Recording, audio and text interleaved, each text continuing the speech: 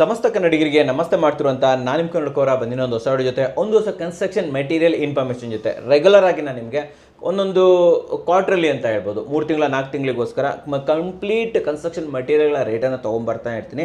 ಹೊಸ ವರ್ಷದಲ್ಲಿ ತಂದಿರಲಿಲ್ಲ, ಅದಕ್ಕೋಸ್ಕರ ತೊಗೊಂಬರ್ತಾ ಇದ್ದೀನಿ. ಆ್ಯಂಡ್ ಈ ಸತಿ ನಮ್ಮ ಜೊತೆ ಇದನ್ನು ಯೂಸ್ ಮಾಡೋರೇ ಇದ್ದಾರೆ, RCC ಅವರು ಇದ್ದಾರೆ. ಸೊ ನಿಮಗೂ ಕೂಡ ಕ್ವಾಲಿಟಿ ಕನ್ಸ್ಟ್ರಕ್ಷನ್ ಬೇಕು ಆ್ಯಂಡ್ ನಿಮ್ಮ ಕನ್ಸ್ಟ್ರಕ್ಷನಲ್ಲಿ ಕ್ವಾಲಿಟಿ ಮೆಟೀರಿಯಲ್ನ ಯೂಸ್ ಮಾಡಬೇಕು, ಬೆಲೆಗಳು ಮಾತ್ರ ಅಫೋರ್ಡೆಬಲ್ ಆಗಿರಬೇಕು ಅಂದರೆ RCC ಅವ್ರನ್ನ ಚೂಸ್ ಮಾಡ್ಬೋದು. ಆಲ್ ಓವರ್ ಬೆಂಗಳೂರು, ಮೈಸೂರು, ತುಮಕೂರು ಎಲ್ಲ ಕಡೆ ಸರ್ವಿಸಸ್ಸು ಅವೈಲೇಬಲ್ ಇದೆ. ಸೊ ವೆಲ್ಕಮ್ ಅಣ್ಣ ಸರ್ನ. ಸರ್ ನಮಸ್ಕಾರ.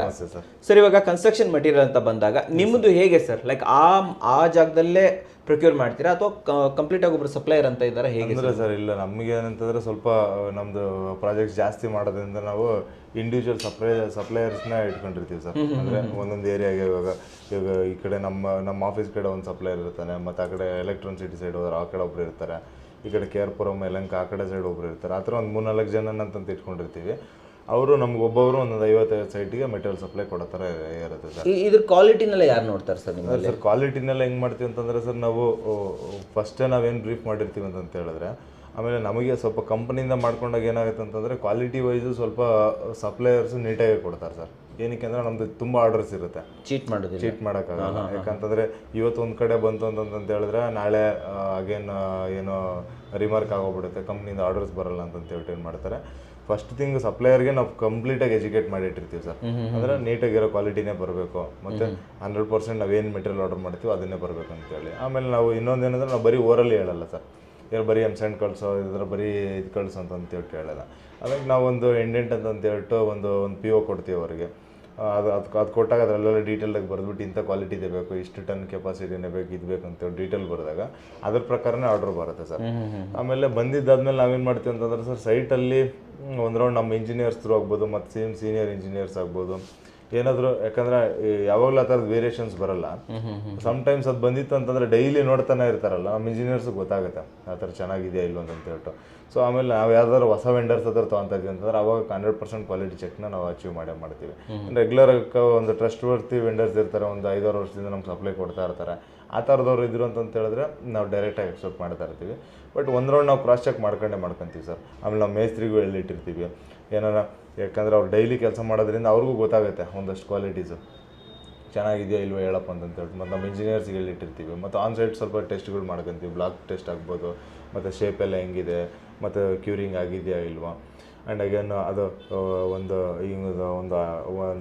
ನಮ್ಮ ಭುಜದ ಮೇಲೆ ಹೈಟಿಂದ ಎಸ್ತರ ಹೊಡೆದಾಗ್ತಾ ಇದೆಯಾ ಏನಾಗ್ತಾಯಿದೆ ಅಂತೇಳಿ ಅದನ್ನೆಲ್ಲ ಒಂದು ರೌಂಡು ನಮಗೇನೋ ಡೌಟ್ ಬಂತು ಅಂತ ಹೇಳಿದ್ರೆ ಕ್ರಾಸ್ ಚೆಕ್ ಮಾಡ್ತೀವಿ ಸೈಮೆಂಟೇನಿಯಸ್ ಆಗಿ.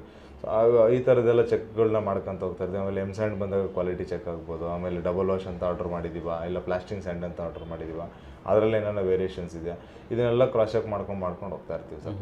ಆಮೇಲೆ ನಮಗೆ ಓನರ್ಸ್ಗೂ ಗೊತ್ತಾಗುತ್ತೆ ಅದು ಏನಾದರೂ ಫಸ್ಟ್ 1-2 ಲೋಡ್ ಬಂದಿದ್ದ ತಕ್ಷಣ ಅದು ಇದು ಈ ಥರದ್ದು ಬರುತ್ತೆ ಅಂತೇಳಿ ಸ್ವಲ್ಪ ಡಿಫ್ರೆನ್ಸ್ ಬಂದಿದೆ ಅಂದರೆ ಓನರ್ಗೂ ಅಂಡರ್ಸ್ಟ್ಯಾಂಡ್ ಆಗುತ್ತೆ, ಕ್ಲೈಂಟ್ಸು ಕೂಡ ಕೇಳ್ತಾರೆ ಈ ಥರ ಸರ್ ಈ ಥರದ್ದೇನೋ. ಆಮೇಲೆ ಅವ್ರಿಗೂ ಹೇಳಿರ್ತೀವಿ ಸರ್, ನೀವು ಅವ್ರಿಗೊಂದು ಏನೋ ಒಂದು ಪರ್ಮಿಷನ್ ಥರದ್ದು ನಾವು ಅವ್ರಿಗೂ ಕೂಡ ಕೊಟ್ಟಿರ್ತೀವಿ. ಬೈ ಚಾನ್ಸ್ ಏನಾದ್ರು ನೀವು ನೋಡಿದಾಗ ಏನಾದ್ರು ಮೆಟೀರಿಯಲ್ ಚೆನ್ನಾಗಿಲ್ಲ ಅಂತ ಹೇಳಿದ್ರೆ, ನಮ್ಮ ಇಂಜಿನಿಯರ್ಸ್ ನೋಡಿಲ್ಲ ಬೈ ಚಾನ್ಸ್ ಏನೋ ಒಂದು ಆಗಿದೆ ಅಂತಂದರೆ ನಮ್ಗೆ ಇಮಿಡಿಯೇಟಾಗಿ ಇನ್ಫಾರ್ಮ್ ಮಾಡಿ ಅದನ್ನು ಲೋಡ್ನ ಎಕ್ಸ್ಚೇಂಜ್ ಮಾಡ್ತೀವಿ ನಾವು. ಯಾಕಂದ್ರೆ ಅದನ್ನು ನಾವು ಸಪ್ಲೈಯರ್ಗೆ ಹೇಳ್ಬಿಟ್ಟು ಅದನ್ನು ತೆಗೆದುಬಿಟ್ಟು ಮತ್ತೆ ಹೊಸ ಲೋಡ್ನ ನಾವು ಆರ್ಡರ್ ಮಾಡ್ತೀವಿ ಅಂತ ಹೇಳ್ಬಿಟ್ಟು ನಾವು ಕ್ಲೈಂಟ್ಗೂ ಅದನ್ನು ಫ್ಲೆಕ್ಸಿಬಿಲಿಟಿ ಮಾಡಿರ್ತೀವಿ ಸರ್. ಇವಾಗ ಒಂದು ಕೆಲಸ ನಡೀತಾ ಇದೆ ಅಂತಂದರೆ, ಜಾಗ ಇದೆ ನಮ್ಮ ಹತ್ರ ಅಂದರೆ ಫುಲ್ ಮೆಟೀರಿಯಲ್ನ ಫಸ್ಟೇ ಹಾಕಿಡೋದು ಒಳ್ಳೇದಾ ಅಥವಾ ಅವಾಗವಾಗ ಬೇಕಾದಷ್ಟು ಯೂಸ್ ಮಾಡೋದು? ಸರ್ ಅವಾಗವಾಗ ಬೇಕಾದಷ್ಟು ತೊಗೊಳ್ಳೋದು ಒಳ್ಳೇದು. ಬಟ್ ಅಂದರೆ ಇವಾಗ ನಮ್ಗೆ ಜಾಗ ಇದೆ ಅಂತ ಹೇಳಿದ್ರೆ ನಾವು ಆಲ್ಮೋಸ್ಟ್ ಒಂದು 400 CFT 450 CFT ಆ ಥರ ತೊಗೊಳ್ಳೋದು, ಇಲ್ಲ ಅಂತಂದ್ರೆ ನಾವು 10 ವೀಲರಲ್ಲಿ ತೊಗೊಳ್ಳೋದು. ಇದು ತೊಗೊಂಡ್ರೆ ನಮಗೆ ಸ್ವಲ್ಪ ಕಾಸ್ಟ್ ಕಟ್ ಡೌನ್ ಆಗುತ್ತೆ, ಅಂದರೆ ಒಂದು 50 ರೂಪಾಯಿ ರೇಟ್ ಕಡಿಮೆ ಬರುತ್ತೆ. ಬಟ್ ಅದೇ ಜಾಗ ಇಲ್ಲದೇ ಇರೋ ಕಡೆ ಏನಾಗುತ್ತೆ, ಚಿಕ್ಕದ್ರಲ್ಲಿ ನಾವು ಟ್ರ್ಯಾಕ್ಟರ್ ಥರ ಇರ್ತಾವಲ್ಲ ಗಾಡಿಗಳು, ಆ ಥರದಲ್ಲಿ ತೊಗೊಂಡಾಗ ಸ್ವಲ್ಪ ಕಾಸ್ಟ್ ಜಾಸ್ತಿ ಬರುತ್ತೆ ಸರ್. ಸ್ವಲ್ಪ ನಾವು ಏನಂತಂದರೆ ಒಂದು ಸಫಿಷಿಯೆಂಟಾಗಿ ಒಂದು ಮೋಲ್ಡಿಗೆ ಒಂದು ನೆಕ್ಸ್ಟ್ ಜಾಗ ಇದೆ ಅಂತಂತ ಹೇಳಿದ್ರೆ ಒಂದು ಗ್ರೌಂಡ್ ಫ್ಲೋರ್ ಮೋಲ್ಡ್ ಆಯ್ತು ಅಂತ ಇಟ್ಕೊಳ್ಳಿ, ಫಸ್ಟ್ ಫ್ಲೋರ್ ಮೋಲ್ಡ್ಗೆ ಆಗಷ್ಟು ಮೆಟೀರಿಯಲ್ ಒಂದೇ ಸತಿ ಡಂಪ್ ಮಾಡ್ಬೋದು. ಒಂದು ಫ್ಲೋರ್ಗೆ ಆಗಷ್ಟು ನಾವು ಫುಲ್ ಬಿಲ್ಡಿಂಗ್ ಒಂದೇ ಸತಿ ಮಾಡೋಕ್ಕಾಗೋದಿಲ್ಲ. ಒಂದು ಫ್ಲೋರ್ಗೆ ಆಗಷ್ಟು ಒಂದು ಅಲ್ಲಿ ಮೋಲ್ಡ್ ಹಾಕೋ ಗಂಟೆ ನಾವು ಗ್ಯಾಂಗಲ್ಲಿ ಹಾಕ್ತೀವಿ ಅಂತ ಇಟ್ಕೊಳ್ಳಿ, ಅಲ್ಲಿ ಗಂಟೆ ಆಗಷ್ಟು ಜಲ್ಲಿ, ಅಲ್ಲಿ ಗಂಟೆ ಆಗಷ್ಟು M-Sand, ಮತ್ತು ಅಲ್ಲಿ ಗಂಟೆ ಬೇಕಾಗಷ್ಟು ಬ್ಲಾಕ್ಸ್ ಅಟ್ ಎ ಟೈಮ್ ನಾವು ಲೋಡ್ ಮಾಡ್ಬೋದು, ಸೈಟ್ಗೆ ಇಟ್ಕೋಬೋದು. ಓಕೆ ಸರ್, ಇವಾಗ ಮ್ಯಾಟ್ರಿಗೆ ಬಂದ್ಬಿಡೋಣ, ತುಂಬ ಜನ ಕಾಯ್ತಾ ಇರ್ತಾರೆ. ಸೊ 1 by 1 ಸೊ ಫಸ್ಟೇ ಬರೋದು ಸ್ಯಾಂಡಲ್ಲಿ ಎಷ್ಟು ವಿಧ, ಆಮೇಲೆ ಯಾವ್ಯಾವ ಸ್ಯಾಂಡ್ಗೆ ಎಷ್ಟೆಷ್ಟಾಗುತ್ತೆ ಸರ್? ಇವಾಗ ನೋಡಿ, ಸ್ಯಾಂಡಲ್ಲಿ ನಮಗೆ ನಾರ್ಮಲ್ M-Sand ಬರುತ್ತೆ, ಆ್ಯಂಡ್ ಅದಾದಮೇಲೆ ಅದರಲ್ಲೇ ಇವಾಗ ಡಬಲ್ ವಾಶು ಸಿಂಗಲ್ ವಾಶ್ ಅಂತ ಹೇಳ್ಬಿಟ್ಟು ಬರುತ್ತೆ. ಆ್ಯಂಡ್ ಅದಾದಮೇಲೆ ಇವಾಗ ಕಾಂಕ್ರೀಟ್ ಸ್ಯಾಂಡ್ ಅಂತ ಒಂದು ಬಂದಿದೆ. ಅದಾದಮೇಲೆ ಪ್ಲಾಸ್ಟಿಕ್ ಸ್ಯಾಂಡ್ ಅಂತ ಬರುತ್ತೆ. ಸೊ ಈ ಥರದ 4-5 ವೆರೈಟೀಸ್ ಎಮ್ ಸ್ಯಾಂಡ್ಗಳು ಬರುತ್ತೆ sir. Sand, M sand, P sand, C sand. C sand ಮತ್ತು ಅದರಲ್ಲಿ ಡಬಲ್ ವಾಶ್ ಅಂತ ಹೇಳ್ಬಿಟ್ಟು ಒಂದು ಬರುತ್ತೆ ಸರ್.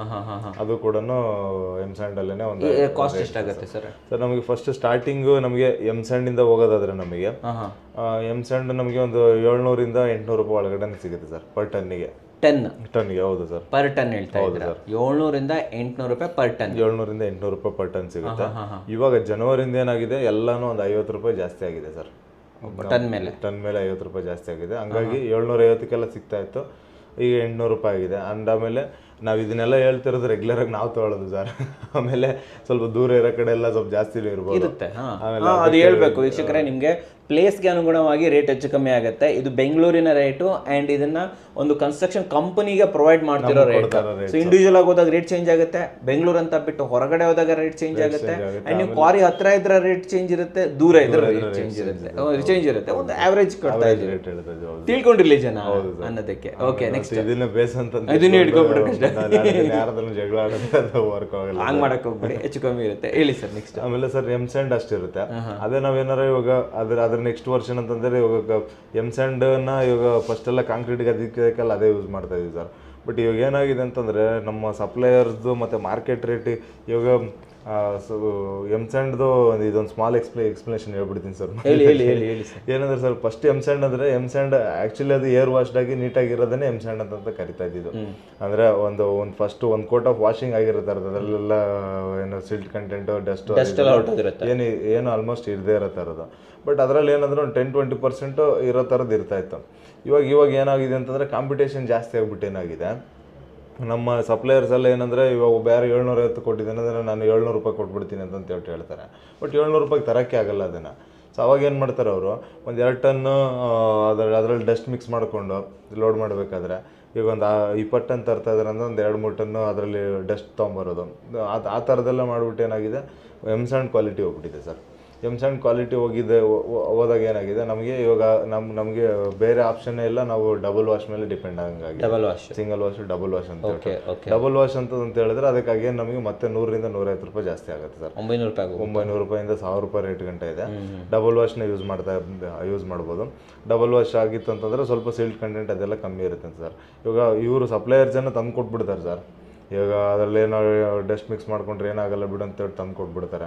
ಬಟ್ ಅದನ್ನೇನೋ ನಾವು ಮೋಲ್ಡ್ ಯೂಸ್ ಮಾಡಿದ್ವಿ ಅಂತ ಹೇಳಿದ್ರೆ ನಾವೆಲ್ಲ ಪ್ರಾಪರ್ ರೇಷನ್ ಹಾಕಿರ್ತೀವಿ, ಪ್ರಾಪರ್ ಎಲ್ಲ ನಾವು ನೀಟಾಗಿ ಮೇಂಟೈನ್ ಮಾಡಿರ್ತೀವಿ ಅಂತ ಇಟ್ಕೊಳ್ಳಿ. ಅದೇನಾಗುತ್ತೆ, ಬಿಕಾಸ್ ಆಫ್ ಸಿಲ್ಟು ಮತ್ತು ಡಸ್ಟ್ ಕಂಟೆಂಟ್ ಜಾಸ್ತಿ ಇರೋದ್ರಿಂದ ಅದು ಏನಾಗುತ್ತೆ, ಸೀಪೇಜ್ ಸ್ಟಾರ್ಟ್ ಆಗೋದು ಮತ್ತು ಕ್ವಾಲಿಟಿ ಡೌನ್ ಆಗೋದು, ಇದೆಲ್ಲ ಪ್ರಾಬ್ಲಮ್ಗಳಾಗುತ್ತೆ. ನಾವು ಅಲ್ಲೇ ಒಂದು 1000-2000 ರೂಪಾಯಿ ಉಳಿಸ್ತೀವಿ ಅಂತ ಅನ್ನೋದಕ್ಕೆ ಹೋಗ್ಬಿಟ್ಟು ನಾವು ಬಿಲ್ಡಿಂಗ್ ಕ್ವಾಲಿಟಿನ ಹಾಳು ಮಾಡ್ತೀವಿ. ಕರೆಕ್ಟ್. ಯಾರು ಕಮ್ಮಿ ಕೊಡ್ತಾರೆ ಅಂತ ನಾವು ಯೋಚನೆ ಮಾಡೋದು ಇದೆ. ಹೌದು ಸರ್, ಇದು ಗ್ಯಾರಂಟಿ ಸರ್. ಇದಂತೂ ತುಂಬ ಫಾಲೋ ಮಾಡಬೇಕು. ಇದು ಹೆಂಗೆ ಗೊತ್ತಾಗುತ್ತೆ ನಮ್ಗೆ ಡಸ್ಟ್ ಇದೆಯೋ ಇಲ್ಲ ಅಂತ ಹೇಳ್ಬಿಟ್ಟು? ಹಂಗೆ ಅದು ನಮಗೆ ಟ್ರಸ್ಟ್ ವರ್ತಿ ವೆಂಡರ್ಸ್ ಇರಬೇಕು ಫಸ್ಟಿಂಗ್. ಆಮೇಲೆ ನಮಗೆ ಗೊತ್ತಿರ್ಬೇಕು ಸರ್, ಅದನ್ನ ಕೈಲಿ ಹಿಡ್ಕೊಂಡು ಟೆಸ್ಟ್ ಎಷ್ಟಿದೆ ಅಂತೇಳಿ ನೋಡಬೇಕು. ಇಲ್ಲ ಅಂತಂದ್ರೆ ನಮ್ಗೆ ಆ ಥರದ್ದು ಯಾವುದೂ ಈ ಥರದ ನಾಲೆಡ್ಜ್ ಇಲ್ಲ ಅಂತಂದ್ರೆ ಅದಕ್ಕೆ ಸಮ್ ಟೆಸ್ಟ್ಗಳು ಮಾಡ್ಬೋದು ಸರ್. ಅದು ಸೈಡ್ ಟೆಸ್ಟ್ಗಳು ಬರುತ್ತೆ. ಕನ್ಸ್ಟ್ರಕ್ಷನ್ ಮಟೀರಿಯಲ್ ಟೆಸ್ಟಿಂಗ್ ತೋರಿಸ್ಬಿಡೋಣ ಸರ್. ಅದನ್ನ ಮಾಡಿದ್ವಿ ಅಂತ ಹೇಳಿದ್ರೆ ಅದನ್ನ ಪ್ರತಿಯೊಂದು ಮಟೀರಿಯಲ್ ನೀವು ಹೆಂಗ್ ಟೆಸ್ಟ್ ಮಾಡೋದು, ಸ್ಯಾಂಡ್ ಇಂದ ಹಿಡಿದು TMT ಇಂದ ಹಿಡಿದು ವುಡ್ ಇಂದ ಹಿಡಿದು ಎಲ್ಲ ಟೆಸ್ಟ್ ಮಾಡಿ ತೋರಿಸ್ಬಿಡೋಣ ಸರ್. ಯಾರ್ಡ್ಗೆ ಹೋಗ್ಬಿಡೋಣ, ಹೋಗ್ಬಿಟ್ಟು ಮಾಡ್ಬಿಡೋಣ ಸರ್. ಇವಾಗ ರೇಟ್ ಹೇಳ್ತಾ ಹೋಗಿ ಹಂಗೆ ಸರ್. ಅದೇ ತರ ಇವಾಗ ನಮಗೆ ಕಾಂಕ್ರೀಟ್ ಸ್ಯಾಂಡ್ ಅಂತ ಒಂದು ಬಂದಿದೆ sir. Concrete sand, double wash, concrete sand almost ಒಂದೇ ತರನೇ ಬರುತ್ತೆ. ಸ್ವಲ್ಪ ಕಾಂಕ್ರೀಟ್ ಸ್ಯಾಂಡ್ ಅಲ್ಲಿ ಏನಂದ್ರೆ ಸ್ವಲ್ಪ ನಾರ್ಮಲ್ ಎಮ್ ಸ್ಯಾಂಡ್ಗೂ ಇದಕ್ಕೂ ಸ್ವಲ್ಪ ಒಂಚೂರು ಥಿಕ್ನೆಸ್ ಸ್ವಲ್ಪ ಜಾಸ್ತಿ ಇರುತ್ತೆ, ಸ್ವಲ್ಪ ದಪ್ಪ ಇರುತ್ತೆ. ಆ್ಯಂಡ್ ಇದು ಕಾಂಕ್ರೀಟಿಗೆ ಮಾತ್ರ ಸೂಟಪ್ ಆಗುತ್ತೆ ಸರ್. ಅಂದರೆ ಈಗ ಏನಂದರೆ ಜಲ್ಲಿ ಮತ್ತು ಸಿಮೆಂಟ್ ಒಳಗಡೆ ಗ್ಯಾಪ್ ಒಳಗಡೆ ಎಲ್ಲ ಕ್ಲೀನಾಗಿ ಪ್ಯಾಕ್ ಆಗುತ್ತೆ. ಸ್ವಲ್ಪ ಸಿಲ್ಟು ಕೂಡ ಇರಲ್ಲ ಇದರಲ್ಲಿ ಜಾಸ್ತಿ. ಸೊ ಸ್ವಲ್ಪ ವಾಶ್ಡ್ ಆಗಿರೋದ್ರಿಂದ ಗ್ರಿಪ್ಪಾಗಿ ಹಿಡ್ಕೊಳ್ಳುತ್ತೆ ಅಂತೇಳಿ ಕಾಂಕ್ರೀಟ್ ಸ್ಯಾಂಡ್ ಅಂತ ಯೂಸ್ ಮಾಡ್ತೀವಿ. ಇದನ್ನು ಕೂಡ ಆಲ್ಮೋಸ್ಟ್ ನಮಗೆ 900 ರೂಪೀಸಿಂದ 1000 ರೂಪೀಸ್ ಒಳಗಡೆ ಸಿಗುತ್ತೆ ಸರ್. 900 ರೂಪಾಯಿಂದ 1000 ರೂಪಾಯಿ ಒಳಗಡೆ ಬರುತ್ತೆ. ಅದೇ ಇದಕ್ಕೆ ಎಲ್ಲದಕ್ಕಿಂತ ಸ್ವಲ್ಪ ಕಾಸ್ಟ್ಲಿ ಅಂತ ಹೇಳಿದ್ರೆ ನಮಗೆ plastic sand sir. P sand ಹೌದು ಸರ್. ಅದು ಟ್ರಿಪಲ್ ವಾಶ್ ಬರುತ್ತೆ. ಆಮೇಲೆ ಏನೋ ಥಿಕ್ನೆಸ್ಸು ಫುಲ್ ಕಮ್ಮಿ ಇರುತ್ತೆ ಸರ್. ಇದು ಎಮ್ ಸ್ಯಾಂಡಿಗಿನ್ನ ಸ್ವಲ್ಪ ಫೈನ್ ಇರುತ್ತೆ ಪಾರ್ಟಿಕಲ್.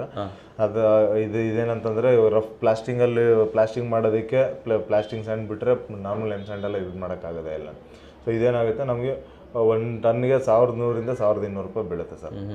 ಇದು ಇವತ್ತಿನ ಮಾರ್ಕೆಟ್ ರೇಟ್ 1200 ರೂಪಾಯಿ ಬೀಳುತ್ತೆ. ಓಕೆ, ಈ ಒಂದು ಕ್ವಶನ್ ಕೇಳಲ್ಲ, ಈ ವಾಶ್ ಅಂದ್ರೆ ಏನು ಆಕ್ಚುಲಿ, ಹೆಂಗ್ ವಾಶ್ ಅಂದ್ರೆ ಸರ್ ಅದೇನಿಲ್ಲ ಸರ್, ಅದು ಸಿಲ್ಟ್ ಕಂಟೆಂಟ್ ತೆಗಿಯೋದು ಅಷ್ಟೇನೆ ಸರ್. ಸಿಲ್ಟ್ ಕಡಿಮೆ ಇರೋದನ್ನ ಅದ್ರಲ್ಲಿ ಏನಂದ್ರೆ ನೀರ್ ಹಾಕಿ ವಾಶ್ ಮಾಡಲ್ಲ ತಾನೆ, ಆ ಥರ ಏನು ನನಗೂ ಅಷ್ಟೇ ಕೇಳಿದಾಗ ವಾಶ್ ಅಂತ ಹೇಳ್ತಾರೆ. ಬಟ್ ಏನಂದ್ರೆ ಆಕ್ಚುಲಿ ಅದು ಪಾರ್ಟಿಕಲ್ ಡಿಫ್ರೆನ್ಸ್ ಬರುತ್ತಲ್ಲ ಸರ್. ಇವಾಗ 20 mm ಒಂದ್ ಕಡೆ ಬರುತ್ತೆ, 12 mm ಒಂದ್ ಕಡೆ ಬರುತ್ತೆ. ಈಗ ಅದಕ್ಕಿಂತ ಸ್ವಲ್ಪ ಗ್ರೇಡೆಡ್ ಒಂದ್ ಕಡೆ ಬರುತ್ತೆ. ಆ ಗ್ರೇಡ್ ನ it's a filter. Filter okay okay, it's a used filter only. So ಅದ್ರಲ್ಲಿ ಯಾವುದೇ ನೀರ್ ಹಾಕಿ ವಾಶ್ ಮಾಡೋದಲ್ಲ, ಏನಿಲ್ಲ ಇದ್ರಲ್ಲಿ. ಅದೆಲ್ಲ ನನಗಿನ್ನ ಡೀಟೇಲ್ ಗೊತ್ತಿಲ್ಲ. ಓಕೆ ಓಕೆ ಓಕೆ, ಯಾಕಂದ್ರೆ ನಾನು ಅನ್ಕೊಂಡಿರೋದು ಅಷ್ಟೇ. Okay okay, it's a filter ಅಂತ ಅನ್ಕೊಂಡಿದ್ದೀರಾ. ಓಕೆ ಓಕೆ, ಅಥವಾ ವಾಟರ್ ಫಿಲ್ಟರ್ ಇರ್ಬೋದು, ವಾಟರ್ ಇಂದನೂ ವಾಶ್ ಆಗ್ಬೋದು. ಒಂದ್ಸತಿ ನೋಡೋಣ ಒಂದು ವಿಡಿಯೋ ಮಾಡೋಣ. ಸರಿ, ನೆಕ್ಸ್ಟ್ ಸರ್ ಹಾಗೆ ಸರ್ ಅದಾಗಿದ ತಕ್ಷಣ ನಮಗೆ main core subject is again aggregates sir. ಅಂದ್ರೆ ಜಲ್ಲಿ ಅಂತೀವಲ್ಲ, ಅದು 20 mm ಜಲ್ಲಿ, 40 mm ಜಲ್ಲಿ ಮತ್ತೆ 12 mm ಜಲ್ಲಿ. ಇವು 3 ಗ್ರೇಡ್ನ ನಾವು ಮಾಮೂಲಿ ರೆಸಿಡೆನ್ಷಿಯಲ್ ಅಲ್ಲಿ ಜಾಸ್ತಿ ಯೂಸ್ ಆಗುತ್ತೆ ಇವೆಲ್ಲ. ಸರ್ ಈಗ 40 mm ಬಂದ್ರೆ ನಮಗೆ ಈಗ ನೆಲದ ಲೆವೆಲಲ್ಲಿ ಅಂದ್ರೆ ಎಕ್ಸ್ಕವೇಷನ್ ಫುಟಿಂಗ್ ಎಲ್ಲ ಮಾಡಿದ್ವಿ ಅಂತ ಹೇಳಿದ್ರೆ, ಅಲ್ಲಿ ಸಾಯಿಲ್ಗೆ ನಾವು ಒಂದು ಸಾಯಿಲ್ಗೆ ಮತ್ತೆ ನಮ್ಮ ಸ್ಟೀಲ್ಗೆ ಒಂದು ಲೇಯರ್ ತರ ಒಂದು ಮಾಡ್ಬೇಕಂತಂದಾಗ ಅದೊಂದು 15 mm ಏನೋ M15 ಗ್ರೇಡ್ ಒಂದು ಕಾಂಕ್ರೀಟ್ನ ಮಿಕ್ಸ್ ಮಾಡೋದಕ್ಕಿಲ್ಲ M10 ಗ್ರೇಡ್ನ ಮಿಕ್ಸ್ ಮಾಡೋದಕ್ಕೆ ಅಂತ ಹೇಳ್ಬಿಟ್ಟು ನಮಗೆ PCC ಕಾಂಕ್ರೀಟ್ ಅಂತ ಹೇಳ್ಬಿಟ್ಟು ಹಾಕೊಂತೀವಲ್ಲ. ಎಲ್ಲೆಲ್ಲಿ ಸಾಯಿಲ್ಗೂ ಮತ್ತು ನಮ್ಮ ಸ್ಟ್ರಕ್ಚರ್ಗೆ ಎಲ್ಲೆಲ್ಲಿ ಟಚ್ ಆಗುತ್ತಲ್ಲ ಅಲ್ಲೆಲ್ಲ ಅದನ್ನು ಬೇಸ್ ಥರ 40 mm ಯೂಸ್ ಮಾಡ್ತೀವಿ. ಆಮೇಲೆ ಸ್ವಲ್ಪ ಲೆವೆಲಿಂಗು ಮತ್ತು ಬೇಸ್ ಥರ ಇರಲಿ ಅಂತ ಅಂತೇಳಿ ಅಲ್ಲಿಗೆ ಯೂಸ್ ಮಾಡ್ತೀವಿ. ಮತ್ತು ಪಾಯ ಕಟ್ಟಕ್ಕೆ ಮುಂಚೆ ಅದಕ್ಕೆ ಯೂಸ್ ಮಾಡ್ಕೊತೀವಿ. ಆಮೇಲೆ ಪ್ಲಿಂತಲ್ಲಿ ಹಾಕಿದ್ದಾದ್ಮೇಲೆ ಮಣ್ಣು ತುಂಬಿರ್ತೀವಲ್ಲ, ಅದ್ರ ಮೇಲೆಗಡೆ ಮತ್ತೆ ಟೈಲ್ಸ್ ಹಾಕೋಕೆ ಮುಂಚೆ 40 mm ಲೆವೆಲ್ನ ಹಾಕಿ ಒಂದು ಫ್ಲೋರ್ನ ಲೆವೆಲ್ ಮಾಡ್ಕೊಂತೀವಿ. ಇಷ್ಟು ಮಾತ್ರನೇ 40 mm ಯೂಸ್ ಆಗುತ್ತೆ. ಅದು ಬಿಟ್ಟರೆ ಮೋರಿ ಕೆಲಸಕ್ಕೆ ಅದಕ್ಕೆ ಯೂಸ್ ಆಗುತ್ತೆ.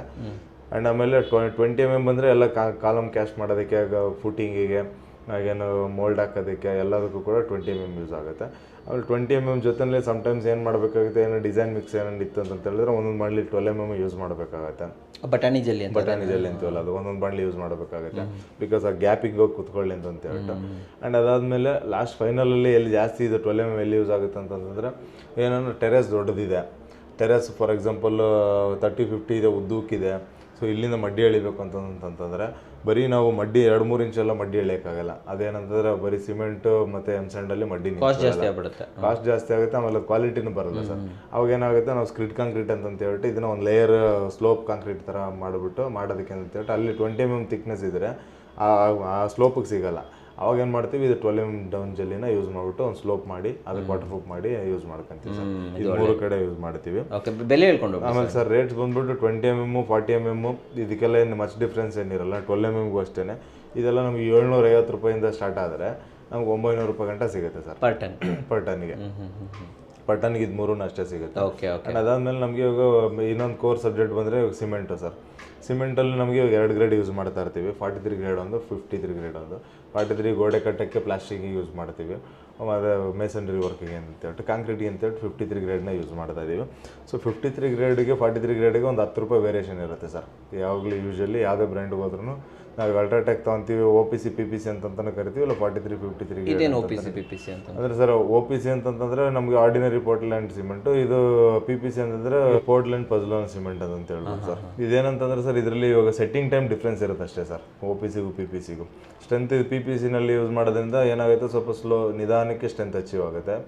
OPC ಯೂಸ್ ಮಾಡಿದ್ರೆ ಸ್ವಲ್ಪ ಬೇಗ ಸ್ಟ್ರೆಂತ್ ಅಚೀವ್ ಆಗುತ್ತೆ. ಅದೇ ಸರ್, ಅದೇ ಕಾಂಕ್ರೀಟಿಗೆಲ್ಲ ನಾವು ಆಲ್ಮೋಸ್ಟ್ OPC ಯೂಸ್ ಮಾಡ್ತೀವಿ. ಪ್ಲಾಸ್ಟಿಂಗ್ ಎಲ್ಲ ಆಲ್ಮೋಸ್ಟ್ ಪ್ಲಾಸ್ಟಿಂಗ್ ಬ್ಲಾಕ್ ವರ್ಕ್ ಎಲ್ಲ PPC ಯೂಸ್ ಮಾಡ್ತೀವಿ.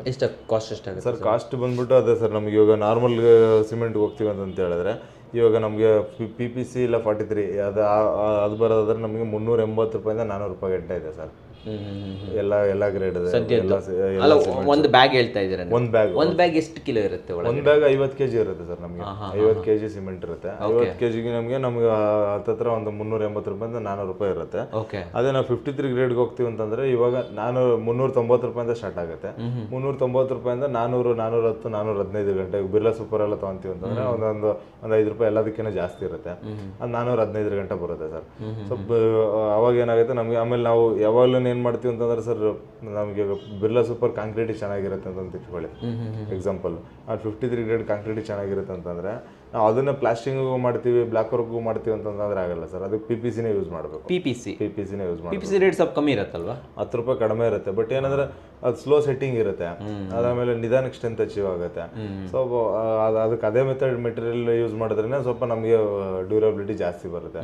ನಾವು ಬಿರ್ಲಾ ಸೂಪರಲ್ಲೇ ಗೋಡೆ ಕಟ್ಟಿದ್ವಿ ಅಂತಂದ್ರೆ ನಮಗೆ ಬೇಗ ಕ್ರ್ಯಾಕ್ಸ್ ಅದೆಲ್ಲ ಬರೋದು, ಹೈಡ್ರೇಷನ್ ಜಾಸ್ತಿ ಇರೋದ್ರಿಂದ ಕ್ರ್ಯಾಕ್ಸ್ ಬರೋದು ಅದೆಲ್ಲ ಜಾಸ್ತಿ ಆಗೋಗುತ್ತೆ. ಅದಕ್ಕೆ 2 ಗ್ರೇಡ್ನ ಯೂಸ್ ಮಾಡಬೇಕು. 2 ಕಾಂಬಿನೇಷನ್ ಅಲ್ಲಿ ಯೂಸ್ ಮಾಡಬೇಕು. ಈ 5343 ಕಾಂಬಿನೇಷನ್ ಯೂಸ್ ಮಾಡಬೇಕು, PPC OPC ಕೂಡ ಕಾಂಬಿನೇಷನ್ ಅಲ್ಲಿ ಯೂಸ್ ಮಾಡಬೇಕು. ಯೂಸ್ ಮಾಡ್ಕೋಬಹುದು. ಆಮೇಲೆ ನಮಗೆ ಇನ್ನೂ ಇವಾಗ ಜಾಸ್ತಿ ನಾವು ಯೂಸ್ ಮಾಡಿದ್ರೆ ಅಲ್ಟ್ರಾಟೆಕ್ ಯೂಸ್ ಮಾಡ್ತಾ ಇದ್ವಿ. ಅಲ್ಟ್ರಾಟೆಕ್ ಇವಾಗ 400 ರಿಂದ 410 ರೂಪಾಯಿ ಇದೆ. 400 ರಿಂದ 410 ರೂಪಾಯಿ. ಯೂಶುವಲಿ ನನ್ಗೆ ಗೊತ್ತಿದ್ದಂಗೆ 380 ರೂಪಾಯಿಂದ 410 ರೂಪಾಯಿ ಒಳಗಡೆ ಓಡಾಡ್ತಾ ಇರುತ್ತೆ ಯಾವತ್ತೂ ಕೂಡ ಅಲ್ವಾ? ಬಟ್ ಇವಾಗ ಎಲ್ಲಾ ಕಂಪ್ನಿಗಳು ಮರ್ಜ್ ಮಾಡ್ತಿದ್ದಾರೆ. ಆಮೇಲೆ ಜಾಸ್ತಿ ಮಾಡ್ಬೋದು. ಒಂದು ಸತಿ 25-50 ರೂಪಾಯಿ ಜಾಸ್ತಿ ಮಾಡೋದು, 150 ತಗೊಂಡೋಗ್ಬಿಡ್ತಾರೆ ಅಂತ ಯೋಚನೆ. Okay okay. ಸೊ ನೆಕ್ಸ್ಟ್ ಯಾವ್ದು ಮಟೀರಿಯಲ್? ನೆಕ್ಸ್ಟ್ ಹೋದ್ರೆ ನಮಗೆ ಬ್ರಿಕ್ಸ್ ಮತ್ತೆ ಬ್ಲಾಕ್ಸ್ ಸರ್. ಬ್ರಿಕ್ಸ್ ಮತ್ತೆ ಬ್ಲಾಕ್ಸ್ ನಮಗೆ ರೆಗ್ಯುಲರ್ ಬ್ಲಾಕ್ಸ್ ನಮಗೆ 6 ಇಂಚು ಮತ್ತೆ 4 ಇಂಚು ಬರುತ್ತೆ. ಅಂದ್ರೆ ಹೈಡ್ರಾಲಿಕ್ ಪ್ರೆಸ್ ಅಲ್ಲ. ನಮ್ಗೆ ಏನಂದ್ರೆ ನಾರ್ಮಲ್ ಮೇಕಿಂಗ್ ಇರುತ್ತೆ, ಅಂದ್ರೆ ಚಿಕ್ಕ ಮೆಷಿನ್ ಕಾಂಕ್ರೀಟ್ ಹೇಳ್ತಾ ಇದ್ದೀರಾ ನೀವು? ಓಕೆ, ಕಾಂಕ್ರೀಟ್ ಬ್ಲಾಕ್ಸ್ ಬಗ್ಗೆ ಮಾತಾಡ್ತೀರಾ ಸರ್. ಅದೆಲ್ಲ ಏನಂತಂದ್ರೆ ನಮಗೆ 6 ಇಂಚ್ ಬಂದ್ಬಿಟ್ಟು 35 ರಿಂದ 38 ರೂಪಾಯಿ ಗಂಟೆ ಸಿಗುತ್ತೆ ಸರ್. ಓಕೆ, ಆ ತರದ ಬ್ಲಾಕ್ಸ್ 36, 35 ಡಿಪೆಂಡ್ ಅಪಾನ್ ಏರಿಯಾ. ಅದೇ ನಮಗೆ 4 ಇಂಚ್ ಹೋದ್ವಿ ಅಂತಂದ್ರೆ ನಮಗೆ 28 ರಿಂದ 30 ರೂಪಾಯಿ 31 ರೂಪಾಯಿ ಗಂಟೆ ಸಿಗುತ್ತೆ ಸರ್. ಅದೇ ಸೇಮ್ ಅದೇ ಕ್ವಾಲಿಟಿದು.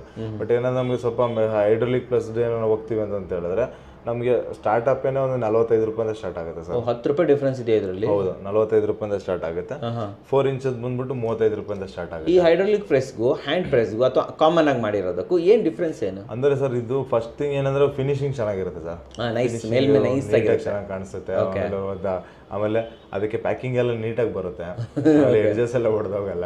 ಆದ್ರೆ ಬರೀ ಇದು ಔಟ್ಪುಟ್ ಅಲ್ಲಿ ಸ್ಟ್ರೆಂತ್ ವೈಸ್ ಹೋಗೋದಾದ್ರೆ ನಮಗೆ ಇದೇನ್ ಸ್ಟ್ರೆಂತ್ ಕೊಡುತ್ತಲ್ಲ ಸರ್, ಇದಕ್ಕಿಂತ ಒಂದು ಮಿನಿಮಮ್ 30-40% ಸ್ಟ್ರೆಂತ್ ಜಾಸ್ತಿ ಇರುತ್ತೆ. ಯಾಕಂದ್ರೆ ನಮಗೆ ನಾವು ಯೂಶಲಿ ಅದನ್ನ ಎತ್ತು ಬಿಸಾಕಿದ್ರು ಹೊಡೆದೋಗಲ್ಲ.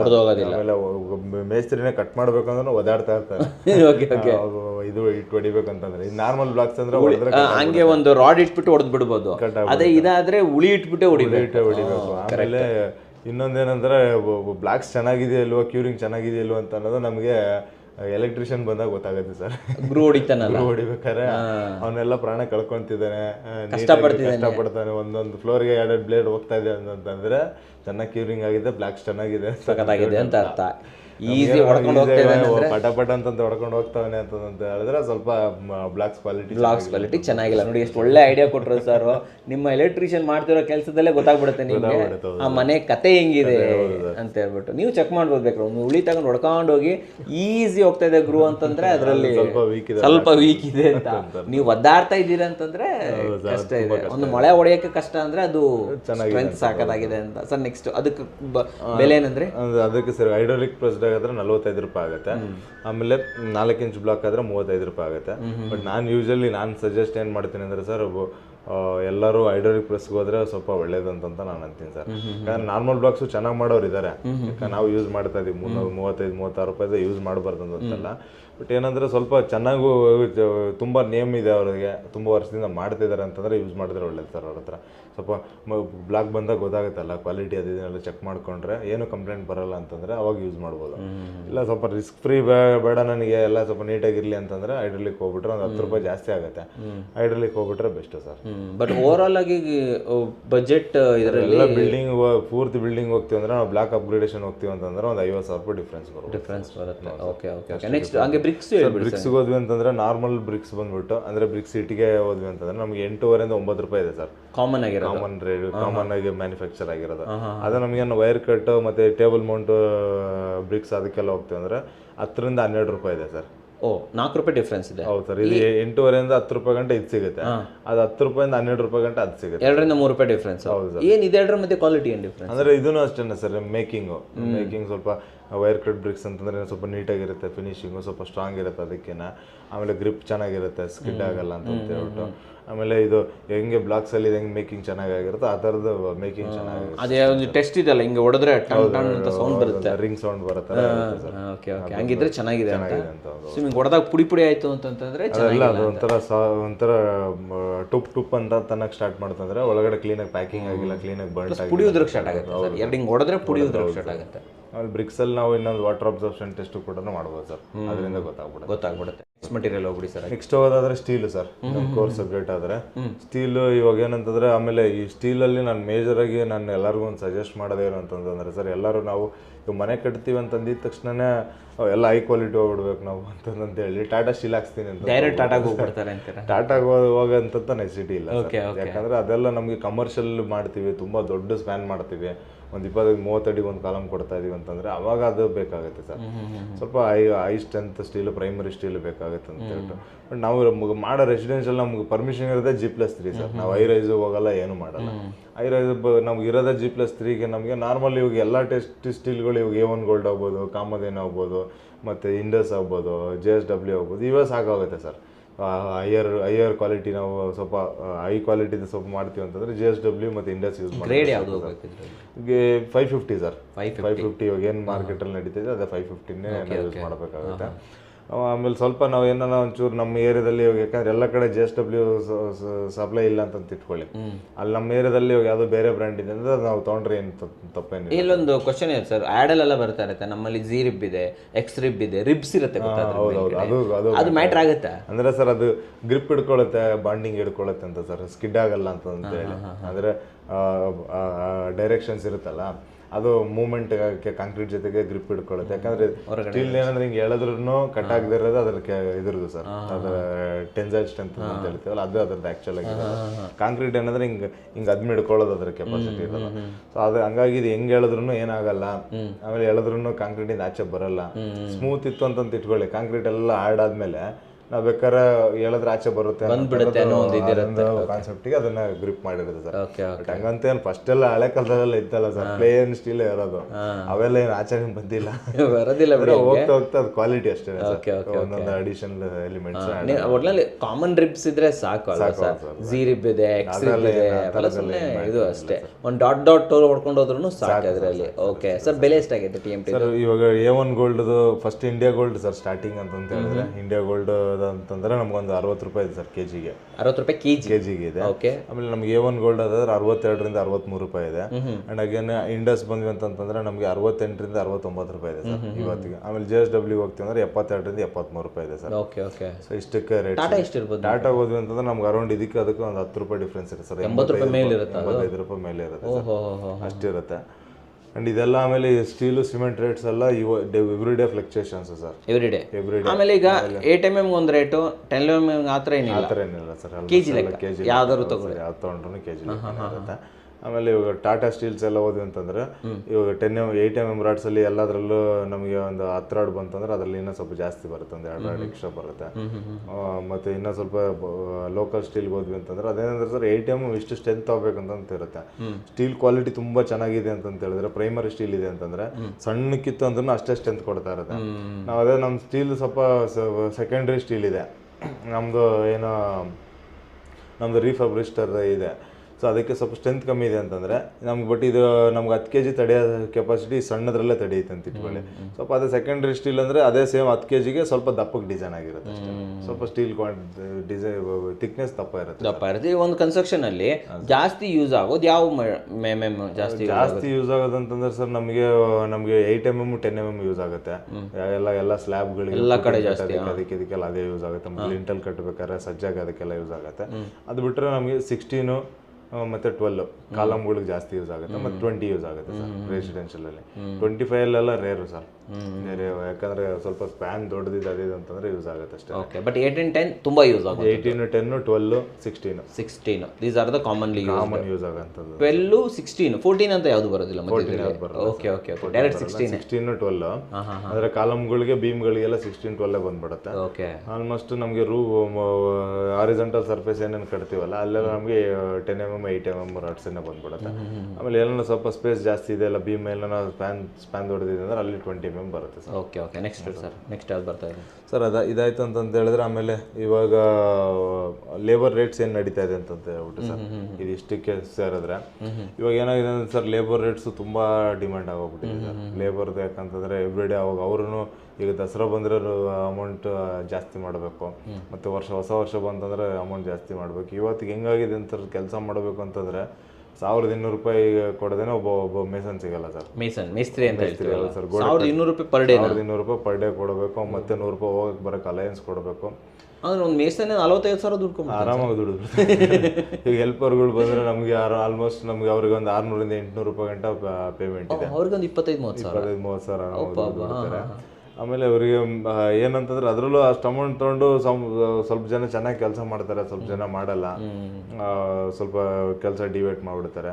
ಸೊ ಅವ್ರಿಗೇನಾಗುತ್ತೆ, ಅಡಿಷನಲ್ ಓವರ್ ಬರ್ಡನ್ ಆಗುತ್ತೆ ಅಂತ ಹೇಳ್ಬಿಟ್ಟು. ಆಮೇಲೆ ಇವತ್ತಿನ ಶೆಟ್ರಿಂಗ್ ರೇಟ್ ಅಷ್ಟೇ 25 ರೂಪಾಯಿ ಪರ್ ಸ್ಕ್ವೇರ್ ಫೀಟ್ಗೆ. ಶೆಟ್ರಿಂಗ್ 25 ರೂಪಾಯಿ ಆಗೋಗ್ಬಿಟ್ಟಿದೆ. ಆಮೇಲೆ ಬಾರ್ ಬೆಂಡಿಂಗ್ ಹೋಗ್ತೀವಿ ಅಂತಂದ್ರೆ ಚದರಕ್ಕೆ 28,000 ಇಂದ 30,000 ರೂಪಾಯಿ, 2,800 ಇಂದ 3,000 ರೂಪಾಯಿ ಚದರಕ್ಕೆ ಅವ್ರ ಲೇಬರ್ ಆಗೋಗ್ಬಿಟ್ಟಿದೆ. ಇದೆಲ್ಲ ಜಾಸ್ತಿ ಆಗಿರೋದ್ರಿಂದ ಲೇಬರ್ ರೇಟ್ಸು ಕೂಡ ಬ್ಲಾಕ್ ವರ್ಕ್ ಮಾಡಿ ಅಂದ್ರೆ ಮಿನಿಮಮ್ 32ರಿಂದ ಸ್ಟಾರ್ಟ್ ಆಗುತ್ತೆ ಸರ್. ಯಾಕಂದ್ರೆ ನಾವು ಕೊಡ್ಬೇಕಂದ್ರೆ ನಾವೆಲ್ಲ ಇನ್ಕ್ಲೂಡ್ ಮಾಡಿ ಕೊಟ್ಬಿಡ್ತೀವಿ. ಬಟ್ ಡೈರೆಕ್ಟ್ ಓನರ್ ಹತ್ರ ಮಾತಾಡ್ಬೇಕಾದ್ರೆ ಅವರು 30 ರೂಪಾಯಿ ಮಾಡ್ತೀನಿ ಅಂತ ಒಪ್ಕೊಂಡು ಅದು ಎಕ್ಸ್ಟ್ರಾ ಇದು ಎಕ್ಸ್ಟ್ರಾ ಅಂತೆಲ್ಲ ಹೇಳಿ ಅವ್ರಿಗೆ ಟಾರ್ಚರ್ ಇಟ್ಬಿಡ್ತಾರೆ. ನಾವು ನಮ್ದ್ರಲ್ಲಿ ಅಂದ್ರೆ ಎಲ್ಲ ಇನ್ಕ್ಲೂಡ್ ಮಾಡ್ಕೊಡೋದ್ರಿಂದ ನಾವು 32ರಿಂದ 35 ರೂಪಾಯಿ ಗಂಟ ಬ್ಲಾಕ್ ವರ್ಕ್ ಅಂತ ಕೊಡ್ತೀವಿ. ಅದೇ ಬ್ರಿಕ್ ವರ್ಕಲ್ಲಿ ಮಾಡ್ತಾರೆ ಅಂತಂದ್ರೆ ಸೇಮ್ 35ರಿಂದ 40 ರೂಪಾಯಿ ಗಂಟ ಬ್ರಿಕ್ ವರ್ಕ್ ತುಂಬಾ ಜಾಸ್ತಿ ಕೊಡ್ತೀವಿ. ಆಮೇಲೆ ಇದಾಮೇಲೆ ವೇರಿಯೇಷನ್ ಹೆಂಗಾಗುತ್ತೆ ಅಂದ್ರೆ ಸರ್, ಇವಾಗ ಏನಾನ ಬಿಲ್ಡಿಂಗ್ ಏನಾನ ಚಿಕ್ಕದಿದೆ, ಬೇರೆ ಗ್ರೌಂಡ್ ಫ್ಲೋರ್ ಇದೆ, ಬೇರೆ ಗ್ರೌಂಡು ಫಸ್ಟ್ ಇದೆ, ಆಮೇಲೆ ತುಂಬ ಜಾಸ್ತಿ ಇದು ಹೆಂಗಂದ್ರೆ ಸರ್, ಬಿಲ್ಡಿಂಗು G+3 ಇದ್ರೆ ಕರೆಕ್ಟಾಗಿ ನಡೆಯುತ್ತೆ. G+2 ಗಂಟ ನೀಟಾಗಿ ಆಗುತ್ತೆ. G+3 ಹೋಗ್ತೀವಿ ಅಂತಂದ್ರೂ ಅಲ್ಲೂ ಕೂಡ ಮೆಟೀರಿಯಲ್ ಶಿಫ್ಟಿಂಗ್ ಎಲ್ಲ ಜಾಸ್ತಿ ಟೈಮ್. ಕರೆಕ್ಟ್. ಅಲ್ಲೂ ಮತ್ತೆ ಲೇಬರ್ ಗ್ರೌಂಡ್ ಫ್ಲೋರ್ ಹೆಂಗ್ ಕರೆಕ್ಟಾಗಿ ಓದಾಡಿರ್ತೀವಲ್ಲ ಹಂಗೆ ಓದಾಡಬೇಕಲ್ಲ. ಕೆಳಗಡೆ ಟಾಪ್ ಅಲ್ಲಿ ತುಂಬಾ ಜಾಸ್ತಿ ತಲೆನೋವು, ಮಧ್ಯದಲ್ಲಿ ಈಸಿ ಕೆಲಸ, ಈಸಿ ವರ್ಕ್. ಹಂಗಾಗಿ ಅದೇನೋ ಬರೀ ಗ್ರೌಂಡ್ ಫಸ್ಟ್ ಸೆಕೆಂಡ್ ಇದೆ ಅಂತಾರೆ ಮೇಸ್ತ್ರಿಗೆ ಈಸಿ. 30 ಚದರ 35 ಚದರ ಬಂತಂದ್ರೆ ಈಸಿ. ಅದೇ 45 ಚದರ ಬರುತ್ತಂದ್ರೆ ಮೇಲ್ಗಡೆ ಫ್ಲೋರ್ ಕಟ್ಟಕ್ಕೆ ಹಿಂಸೆ, ಆಮೇಲೆ ರಿಸ್ಕ್ ಜಾಸ್ತಿ ಇರುತ್ತೆ, ಕೆಲಸ ಫಾಸ್ಟ್ ಆಗೋಡ, ರೇಟ್ ಚೇಂಜ್ ಆಗ್ಬಿಡುತ್ತೆ. ಅದೇ ಆವರೇಜ್ ತೆಗೆದಾಗ ನಮಗೆ ಗ್ರೌಂಡ್ ಫಸ್ಟ್ ಮೇಲ್ಗಡೆ ಹೋದಂದ್ರೆ ಈ ರೇಟ್ ಬರುತ್ತೆ ಸರ್. ಅದೇನೋ ಬರೀ ಗ್ರೌಂಡ್ ಒಂದು 15 ಚದರ 20 ಚದರ ಕಟ್ತೀವಿ ಅಂತ ಹೇಳಿದ್ರೆ ಮತ್ತೆ ಇದ್ರ ಮೇಲೆ ಒಂದು 2,000 ರೂಪಾಯಿ ಅಡಿಷನ್ ನೆಕ್ಸ್ಟ್ ಹೋಗ್ಬಿಡಿ ಸರ್. ಹಾಗೆ ಸರ್ ಆಮೇಲೆ ಇದ್ರೊಳಗಡೆನೆ ಇನ್ನೊಂದೇನಂದ್ರೆ, ಈ ರೇಟ್ ಒಳಗಡೆ ನಮಗೆ ಡಿಸೈನರ್ ಸ್ಟೆಪ್ಸ್ ಏನಾರ ಮಾಡ್ತೀವಿ ಅಂದ್ರೆ ಅದು ಇನ್ಕ್ಲೂಡ್ ಇರಲ್ಲ, ಡ್ರೈನೇಜ್ ಇನ್ಕ್ಲೂಡ್ ಇರಲ್ಲ, ಮತ್ತೆ ಎಲಿವೇಶನ್ಗೆ ತುಂಬ ಡಿಸೈನ್ಸ್ ಬಂತಂದ್ರೆ ಅದು ಇನ್ಕ್ಲೂಡ್ ಇರಲ್ಲ. ಸ್ಟ್ರಕ್ಚರ್ ಹೇಳ್ತಾ ಇದ್ದಾರೆ. ಹೌದು ಸರ್, ಇದರಲ್ಲೇನೆ. ಆಮೇಲೆ ಈ ರೇಟ್ಸ್ ಏನು ಹೇಳಿದ್ವಲ್ಲ, ಯಾಕಂದ್ರೆ ಮತ್ತೆ ನಾ ಎಲ್ಲರೂ ಲೇಬರ್ ಕೊಟ್ಟಿರ್ತಾರೆ, ಇಷ್ಟು ರೇಟ್ ಹೇಳೋರು ಅಂತ ತಿಳ್ಕೊಂಡು ಬೇರೆ ಬೇರೆ ಯಾವ್ದು ಇನ್ಕ್ಲೂಡ್ ಇಲ್ಲ ಅಂತಂದ್ರೆ ಅದು ಸರ್, ಇದು ಡಿಸೈನ್ ಸ್ಟೆಪ್ಸ್ ಏನಾರ ಮಾಡಿದ್ವಿ ಅಂತ ಹೇಳಿ ಅದು ಇನ್ಕ್ಲೂಡ್ ಇಲ್ಲ. ಅಂದ್ರೆ ಮೇಸ್ತ್ರಿಗೆ ಅಡಿಷನ್ ಕೊಡಬೇಕು, ಸಪ್ರೇಟ್ ಆಗಿ ಕೊಡಬೇಕು. ಆಮೇಲೆ ಏನಾದರೂ ನಮಗೆ ಇವಾಗ ಏನೋ ಔಟ್ಸೈಡ್ ಡ್ರೈನೇಜ್ ಎಲ್ಲ ಕೆಲಸ ಮಾಡೋದು ಇನ್ಕ್ಲೂಡ್ ಇರಲ್ಲ. ಮತ್ತೆ ಕ್ಯೂರಿಂಗ್ ಅಡಿಷನ್ ಅಂತ ಅಂತಾರೆ. ಅದಾದ್ಮೇಲೆ ಮತ್ತೆ ರೂಫ್ ಹೈಟ್ ಏನಾರು ನಾವು ಹೈಟ್ ಮಾಡಿದ್ವಿ, 12 ಅಡಿ ಏನಾರು ಮಾಡಿದ್ವಿ, ಚೇಂಜಸ್ ಬರುತ್ತೆ. ಆಮೇಲೆ ಇದಿಷ್ಟು ಬಿಟ್ರೆ ಎಲ್ಲ ಆಲ್ಮೋಸ್ಟ್ ಇನ್ಕ್ಲೂಡ್ ಇರುತ್ತೆ ಸರ್. ನೆಕ್ಸ್ಟ್ ಹೋಗೋಣ ಸರ್. ನೆಕ್ಸ್ಟ್ ಹೋಗೋದಾದ್ರೆ ವುಡ್ ಸರ್. ಅಂದ್ರೆ ಇವಾಗ ನಮ್ಮ ಮೈನ್ ಡೋರ್ಗೆ ಆಗ್ಬೋದು, ಇದಕ್ಕಾಗ್ಬೋದು, ವುಡ್ ವಿಂಡೋಸ್ಗೆಲ್ಲ ಸೇಫ್ಟಿ ಲೆಕ್ಕದಲ್ಲಿ ಬರುತ್ತೆ. ಸರ್ ಸೇಫ್ಟಿ ಲೆಕ್ಕ ಯಾವ ವುಡ್ ಕೊಡ್ತಾ ಇದ್ದೀರಾ ಇವತ್ತು? ಸರ್ ಇವಾಗ ನಮಗೆ ಮೇಜರ್ ಆಗಿ ನಾವು ಯೂಸ್ ಮಾಡ್ತಿರೋದಂದ್ರೆ ಟೀಕು ಸರ್. ಮೈನ್ ಡೋರ್ ಮತ್ತೆ ಪೂಜಾ ರೂಮ್ ಡೋರ್ಗೆಲ್ಲ ಟೀಕ್ ಯೂಸ್ ಮಾಡ್ತಾ ಇದೀವಿ. ಸೊ ಟೀಕ್ ಬಂದ್ಬಿಟ್ಟು ಒಂದು CFT ನಾರ್ಮಲ್ 5/3 ಸೈಜ್ ಇರುತ್ತಲ್ಲ ಸರ್, ಅದೆಲ್ಲ ಒಂದು ಏನು ಬರ್ಮಾ ಬಾರ್ಡರ್ ಬಂದ್ಬಿಟ್ಟು 3,600 ರೂಪಾಯಿಂದ ಸಿಗ್ತಾ ಇದೆ sir per CFT. Burma border ಯಾಕಂದ್ರೆ ನಾವೆಲ್ಲ ಅದೇ ಯೂಸ್ ಮಾಡ್ತಾ ಇರೋದು. 3,600 ರೂಪಾಯಿಂದ ಸಿಗುತ್ತೆ. ಅದೇ ನಾವೇನೋ 8/4 ಸೈಜ್ ಹೋಗ್ತೀವಿ ಅಂತ ಹೇಳಿದ್ರೆ ಸ್ವಲ್ಪ ಸೈಜ್ ಜಾಸ್ತಿ ಆಯ್ತು ಅಂತಂದ್ರೆ ಅದೊಂದು 5,000 ರೂಪಾಯಿಂದ CFT ಸಿಗುತ್ತೆ. 5,000 ಸ್ಟಾರ್ಟ್. ಈ ಹುಣಸೂರು ಟೀಕ್ ಆಕ್ಚುಲ್ ಬರ್ಮಾ ಅವೆಲ್ಲ ಎಷ್ಟಾಗುತ್ತೆ ಸರ್? ಅದೆಲ್ಲ ಸರ್ ಆಕ್ಚುಲ್ ಬರ್ಮೇಲೆ 8,000 ರೂಪಾಯಿ ಕಮ್ಮಿ. 8,000? ಹೌದು ಸರ್, ಡಬಲ್ ಗಿನ ಜಾಸ್ತಿ ಐತಲ್ಲ ಸರ್? ಹೌದು ಸರ್. ಅಂದ್ರೆ ಏನಂದ್ರೆ ಅದು ಆಕ್ಚುಲ್ ಸಿಗೋದೇ ಇಲ್ಲ ಸರ್, ವೆರಿ ರೇರ್ ಅಲ್ಲಿ ಸಿಗುತ್ತೆ. ಅವ್ರು ಯಾರೋ ಹೋಗಿದ್ರಲ್ಲ ಹುಣಸೂರಿಗೆ ಹೋಗಿ ತಗೊಂಡ್ಬಂದಿದ್ರಲ್ಲ, ಆ ಥರ ಹೋಗಿ ತರಬೇಕು. ಆಮೇಲೆ ಅಲ್ಲಿ ಏನಂದ್ರೆ ಸರ್, ಇವಾಗ ನಮಗೆ ನಾವು ತುಂಬಾ ಅದನ್ನ ಇಲ್ಲ ಬರ್ಮಾನೇ ಬೇಕು ಅಂತಂತ ಹೋದ್ವಿ ಅಂತ ಹೇಳಿದ್ರೆ ಅದು ನಮ್ಮ ಬರ್ಮಾ ಬಾರ್ಡರ್ ಸ್ವಲ್ಪ ನೀಟಾಗಿರೋದನ್ನ ಬರ್ಮಾ ಅಂತನೂ ತೋರಿಸಿದ್ರು ನಂಬೇಕಾಗುತ್ತೆ ಸರ್. ಅದ್ರ ಬದಲಾಗಿ ಇವಾಗ ಅದಕ್ಕೇನು ಯಾರಿಗೂ ಗೊತ್ತಾಗಲ್ಲ ಸರ್, ಅದು ಡಿಫ್ರೆನ್ಸ್. ಇದು ಬರ್ಮಾ ಬಾರ್ಡ್ರ್ ಆಯ್ತು ಬರ್ಮಾನ ಅಂತಂತ ಯಾರಿಗೂ ಅಷ್ಟು ಕ್ಲಿಯರ್ ಆಗಿ ಗೊತ್ತಾಗಲ್ಲ.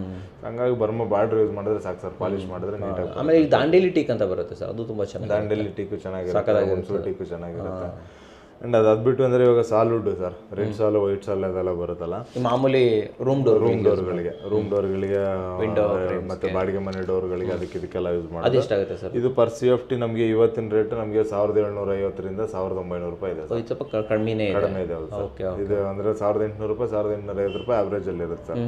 ಅದಾದ್ಮೇಲೆ ನಮ್ಗೆ ಅದೇ ಪೂಜಾ ರೂಮ್ ಮತ್ತೆ ಟೀ ಕುಡ್ ಯೂಸ್ ಮಾಡ್ತೀವಿ ಅಂತಂದ್ರೆ ಅಲ್ಲೂ ಕೂಡ ಪೂಜಾ ರೂಮ್ಗೆ ನಾವು ಹೆವಿ ಹಾಕಲ್ಲ, 5/3 ಸೈಜ್ ಹಾಕ್ತಿವಿ. ಸೊ ಅಲ್ಲಿ 3,600ರಿಂದ 4,000 ರೂಪಾಯಿ ಒಳಗಡೆ ಪರ್ CFT ಸಿಕ್ಬಿಡುತ್ತೆ ಸರ್. ಅಂಡ್ ಇದೇ ತರ ನಾವು ಈಗ ಒಂದೇ ಮರಕ್ಕೆ ಹೋದ್ವಿ ಅಂತ ಹೇಳಿದ್ರೆ ಅದೊಂದು 2,500ರಿಂದ 2,800 ರೂಪಾಯಿ ಸಿಗುತ್ತೆ. ಒಂದೇ ಮರ ಮಧ್ಯದಲ್ಲಿ ಬರುತ್ತಲ್ವಾ? ಹೌದು ಸರ್, ಒಂದೇನು ಹಾಕ್ಬೋದು ಸರ್. ಅದ್ರದ್ದು ಕಲರ್ ಗ್ರೇಡ್ ಸಾಕಾಗಿರುತ್ತೆ ಗ್ರೇಡಿಂಗ್. ಅದೇ ಇವಾಗ ಮತ್ತೆ ಡೋರ್ಗಳಿಗೆ ಹೋದ್ವಿ ಅಂತಂತಂದ್ರೆ ಸರ್, ಇವಾಗ ಟಾಯ್ಲೆಟ್ ಡೋರ್ ಹೋದ್ವಿ ಅಂತ ಇಟ್ಕೊಳ್ಳಿ. ಟಾಯ್ಲೆಟ್ ಡೋರ್ಗೆ ಹೋದ್ವಿ ಅಂತಂತಂದ್ರೆ ನಮಗೆ WPC ಡೋರ್ ಮಾಡ್ತೀವಿ ಅಂತ ಹೇಳಿದ್ರೆ ನಮ್ಗೆ ಹತ್ತತ್ರ ನಮಗೆ ಒಂದು 5,000 ರೂಪಾಯಿಂದ ಸ್ಟಾರ್ಟ್ ಆಗುತ್ತೆ ಸರ್. 7/3 ಹೇಳ್ತಾ ಇದ್ದಾರೆ ನೀವು. 7/3 ಸೈಜ್ಗೆ 2.5/7 ಬಿಟ್ಟಿರ್ತೀವಿ ನಾವು. ಅದು ಇನ್ಕ್ಲೂಡಿಂಗ್ ಫ್ರೇಮು ಮತ್ತು ಡೋರ್ ಎಲ್ಲ ಸೇರ್ಕೊಂಡು 5,000 ರೂಪಾಯಿಂದ ಸ್ಟಾರ್ಟ್ ಆದರೆ ಡಿಸೈನ್ ಅದು ಇದೆಲ್ಲ ಏನಿಲ್ಲ ಅಂತಂದರೆ 5,000-6,000 ರೂಪಾಯಿ ಶೆಟರ್ ಅದು ಇದೆಲ್ಲ ಬಂದ್ಬಿಡುತ್ತೆ. ಸ್ವಲ್ಪ ಡಿಸೈನ್ ಎಲ್ಲ ಇದೆ, ಸ್ವಲ್ಪ ಚೆನ್ನಾಗಿ ಸ್ವಲ್ಪ ಏನೋ ಸೆಲೆಕ್ಷನ್ ಮಾಡಿದೀವಿ ಅಂತಂತಂದ್ರೆ ಅದು ಕಾರ್ಪೆಂಟ್ರಿ ಚಾರ್ಜ್ ಕೂಡ ಆಡ್ ಆನ್ ಆಗುತ್ತೆ.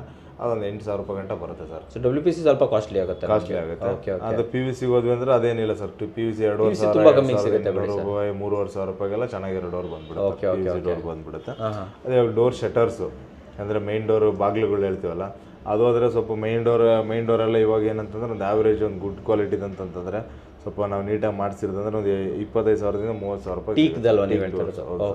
ಆಮೇಲೆ ಪೂಜೆ ರೂಮ್ ಡೋರ್ ಹೋದಂದ್ರೆ 20,000-25,000 ರೂಪಾಯಿ ಬರುತ್ತೆ.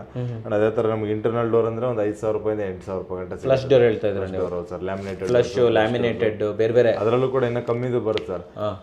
ಏನೋ ಮೆಮ್ರಿನ್ ಕೋಟೆಡ್ ಡೋರ್ಸ್ ಅಂತ ಹೇಳ್ಬಿಟ್ಟು ಬರುತ್ತೆ. ಅದು 2,500 3,000 ರೂಪಾಯಿ ಸ್ಟಾರ್ಟ್ ಆಗುತ್ತೆ. ಅದಕ್ಕೂ ಕೂಡ ತಗೊಂಡು ಪೇಂಟ್ ಹೊಡೆದ್ರೆ ನಡೆಯುತ್ತೆ. ಈ ವಿನಿಯರ್ ಡೋರ್ ಸ್ವಲ್ಪ ಕಾಸ್ಟ್ಲಿ. ವಿನಿಯರ್ ಡೋರ್ ಎಲ್ಲ ಒಂದು 15,000 ರೂಪಾಯಿ ಆಗುತ್ತೆ. ಸ್ವಲ್ಪ ಕಾಸ್ಟ್ಲಿ ಆಗ್ಬಿಡುತ್ತೆ. ಪಾಲಿಶ್ ಬೇರೆ ಮಾಡಬೇಕು. ಫ್ರೆಶ್ ಡೋರ್ ತರಿಸಿ ಅದ್ರ ಮೇಲೆಗಡೆ ವಿನಿಯರ್ ಶೀಟ್ ಮಿನಿಮಮ್ 4,000 ರೂಪಾಯಿ ವಿನಿಯರ್ ಶೀಟ್ ಆಗ್ಬಿಡುತ್ತೆ. ಬಟ್ ಅದು ನೋಡಕ್ ಒಳ್ಳೆ ಟೀಕ್ ವುಡ್ ಡೋರ್ ತರ ಕಾಣಿಸುತ್ತೆ. ಟೀಕೇನೆ ಸರ್, ಅದು ಅದು ಟೀಕ್ದೇ ಒಂದು ಇದು ಹಾಕಿರ್ತಾರೆ, ಬೀಡಿಂಗ್ ಇರುತ್ತೆ.